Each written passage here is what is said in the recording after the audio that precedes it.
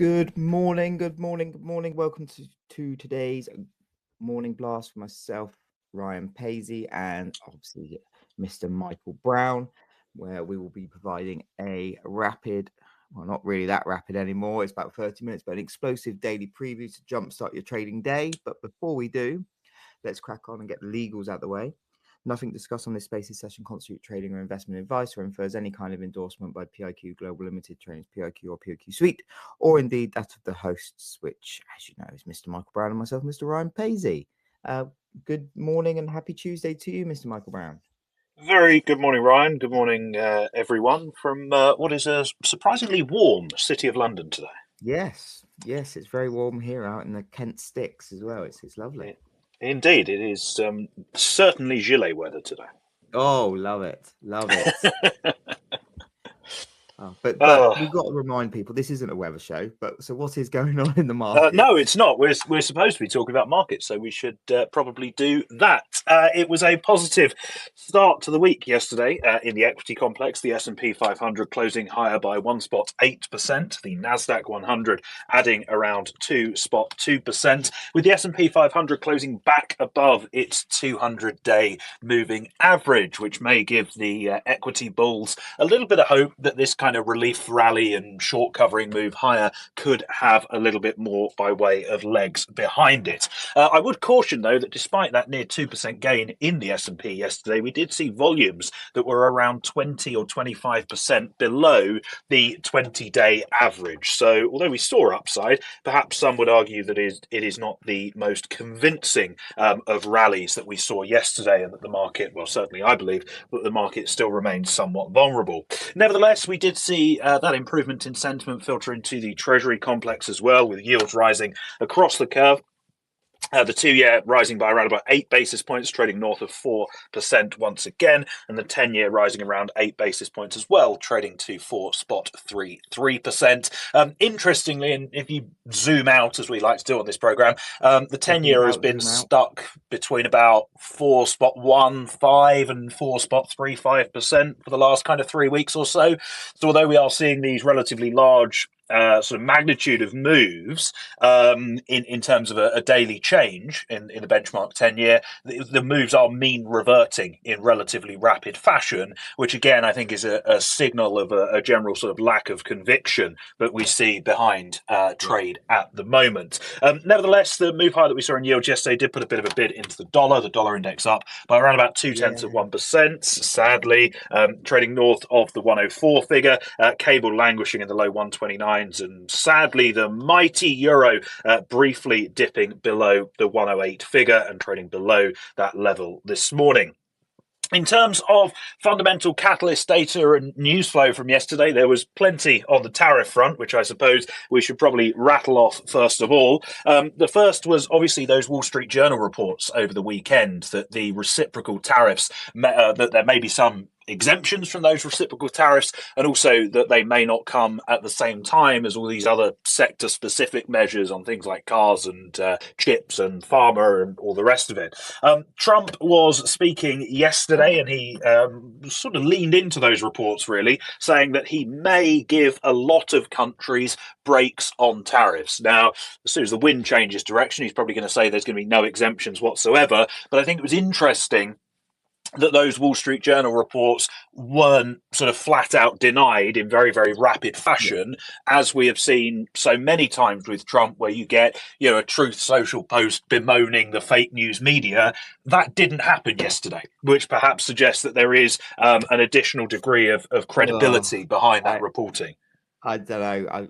I think we're trying to. We run the risk of overthinking. We do, but I'm going to do it anyway. Lightweight, light touch reactions. I think the only uncertainty, tariff uncertainty is the only certainty we've got at the moment. It's all getting. Absolutely. Absolutely. Yeah, I'll be very honest. We're obviously going to be waiting until April the 1st, and there's still going to be headlines about who's getting what, right? There's still going to be rumors on April the 1st, and I wouldn't be surprised if on April the 3rd they're backtracking anything they've done on April the 2nd. Yes, almost certainly. And also anything that breaks on April the 1st, no one's going to bloody believe it anyway. No, exactly. So yeah, There is you're that. absolutely right. That, and I think this. I was going to get onto this in a second, but I might as well say it now. And I said this to our lot internally yesterday. Although the tariff news flow that we're going to get through in a minute yesterday was arguably a net positive for the market, it doesn't take away from the fact that we have had another day where we've had about 15 different headlines on Yeah. tariffs, and policy making is still incredibly volatile and incredibly incoherent.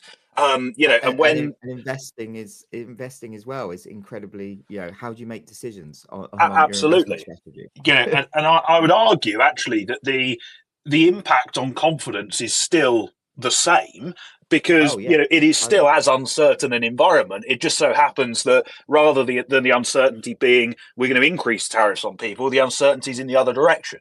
So actually the Yeah. sort of broader lasting economic impact of that it is still pretty much unchanged, I would argue. But anyway, in Yeah. terms of I'm some with of you.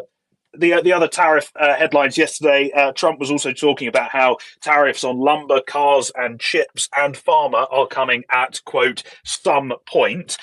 Again, I'm really not sure whether if these tariffs come on the 2nd of April, the 5th of April, the 10th of April, doesn't really matter in the grand scheme of things, to be completely honest with you. They're still coming. And again, just to speak back to that point we were making just now, in many ways, the further out the announcement is, the worse news that is, because you end up with extra days of uncertainty to plague things, excuse me, in the meantime, as opposed to just going, let's all get it done and dusted ASAP.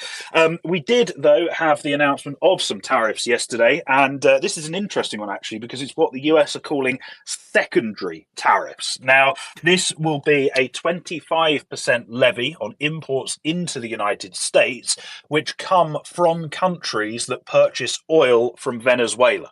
Venezuela seems to have, taken over from Canada as Trump's latest nemesis. And importantly, this 25% levy will be on top of any existing tariffs. So, for example, China, where they had a 20% tariff already in place, that will now go up to 45% because they have been buying crude from Venezuela.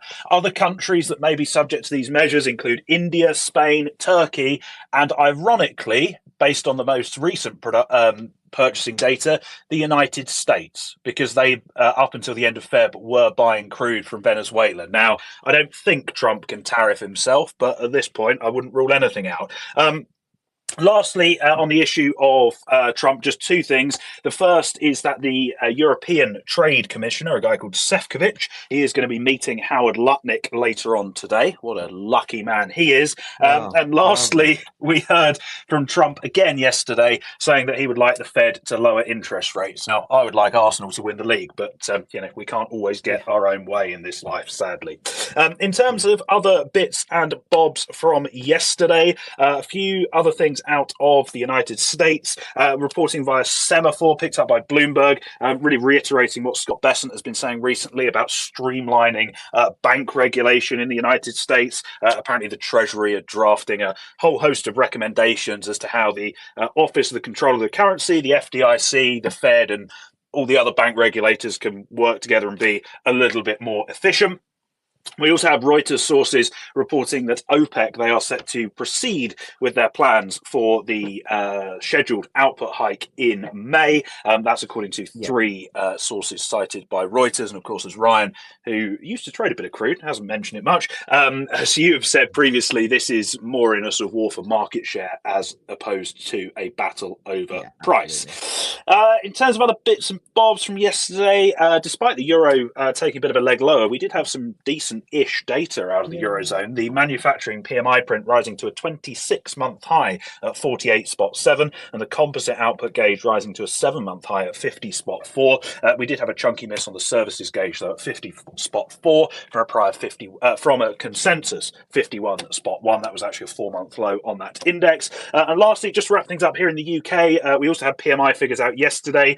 A bit of a mixed bag. The manufacturing number at an 18-month low, which is pretty grim. The services figure, though, at 53.2 was a 7-month high and topping the Bloomberg forecast range. And the composite metric, that was also at a 6-month high, at a 6-month high at 52 exactly. And we also heard from the Prime Minister yesterday, Keir Starmer, who was ruling out considering changing the fiscal rules. Of course, this comes ahead of the spring statement, which the Chancellor will be delivering tomorrow lunchtime. I actually, and this may surprise some people, I actually think the fiscal rules probably should be changed because they are encouraging short-term thinking at the Treasury. Yes. The issue is that the Chancellor does not have anywhere near enough credibility to actually change those fiscal rules without causing a severely adverse market reaction.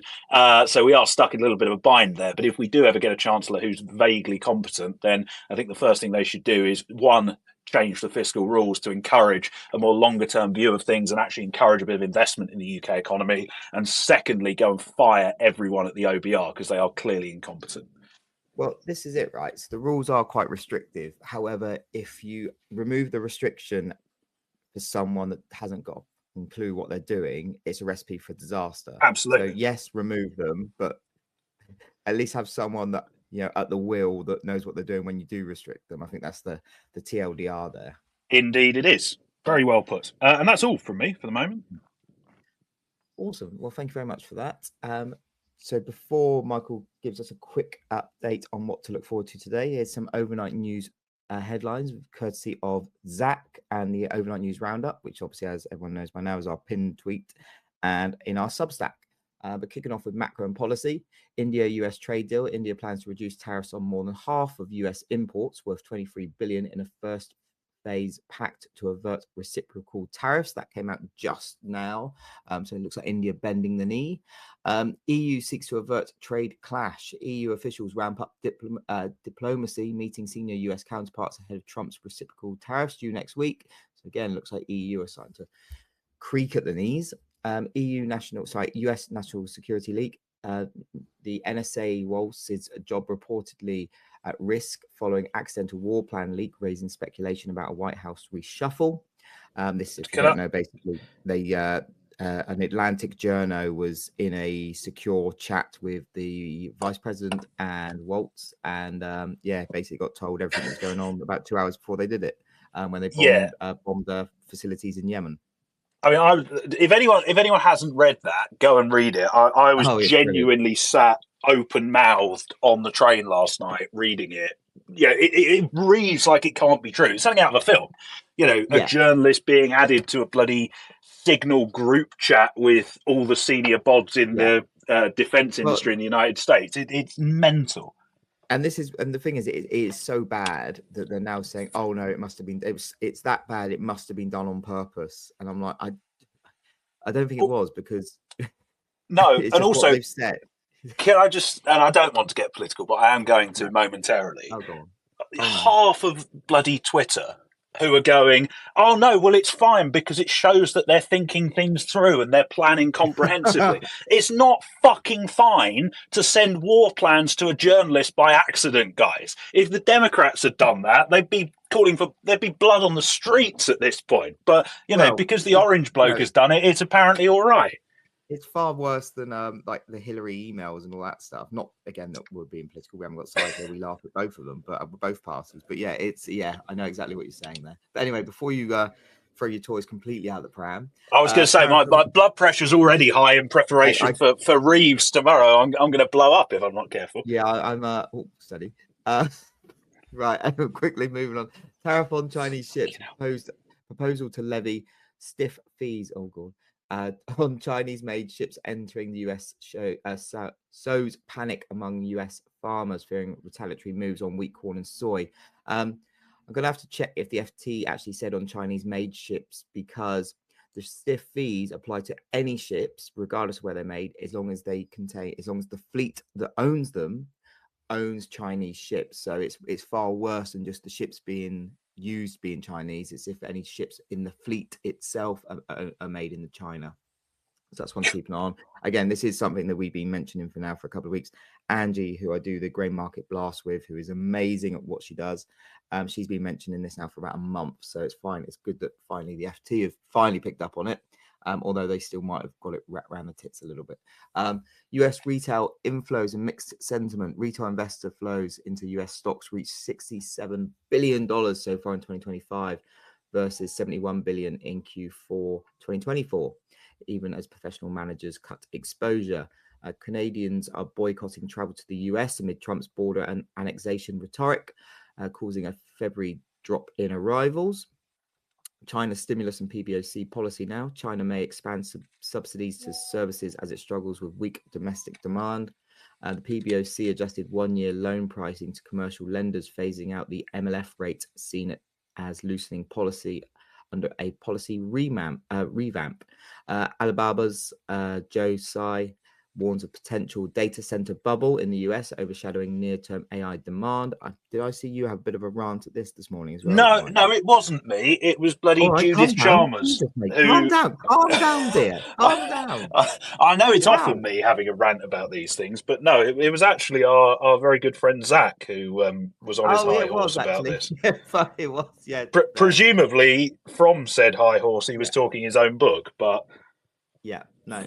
Oh, I've just confirmed because he has actually just sent me the screenshot from the FT. Yeah, the FT have got this wrong. They're suggesting that it's the levy is only on Chinese-made ships, but yeah, the FT are completely wrong here. It's Chinese. It's any fleet. It ships. As I said again, it's any ship, regardless of it's where it's made. If the fleet that owns that ship also owns ships made in China. And yes, it's Jesus. long-winded, and that seems to be the way that these tariffs are going. I think the more words they've got in it, the more lawyers they can pay. But there you go. Where were we? Some Chinese steel mills have cut production due to oversupply and thin margins. Some updates from Japan now. PM Ashiba plans measures to ease consumer price hikes, though no extra budget. BOJ Governor Ueda sees slow balance sheet reduction, no immediate plans to sell ETFs, but not ruling it out. The Bank of Japan minutes reaffirm rate hikes if inflation meets outlook. Japan imposes anti-dumping duties on China's graphite electrodes.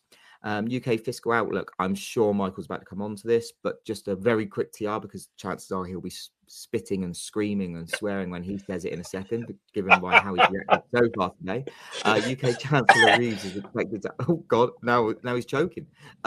UK Chancellor Reeves is expected to unveil a 1% growth forecast, down from 2% on Wednesday, and a slip about 4 billion into the red despite planned cuts. So it's a loss on that one. Great stuff.